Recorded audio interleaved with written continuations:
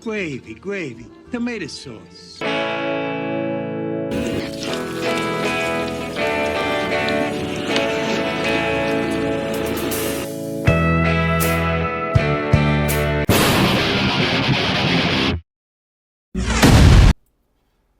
All right, so kick it off with a saute pan with some olive oil. And we're going to toss in 2 slightly crushed garlic cloves. And then what we're going to do is we're going to cook these guys down until the garlic starts to turn golden. And that's going to flavor all of this oil that's going to coat our pasta. All right, so the garlic is turning nice and golden. And now we're going to add our tomatoes, peeled, seeded, at least as best as I could.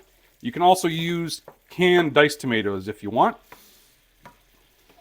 Now what we're going to do is we're going to get that oil nicely incorporated in there, and we're going to cook this down for about 15 or 20 minutes until she thickens up, and then we're almost done.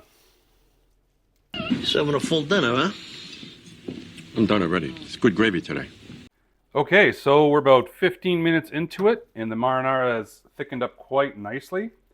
One of the recommendations I would make is I salted this at the beginning, which the recipe kind of says to do, but I would actually salt at the end. As this water evaporates, the salt is going to become even more kind of concentrated as it cooks down. So now we've killed the heat, and we're going to add the last component, which is about 6 to 8 basil leaves, and it just says torn, so I just did it by hand. And there we go. I know you don't want to cook basil too early because you can cook the flavor right out of it. And we're going to give that a little mix to get it incorporated in there. Okay, and we're ready for service.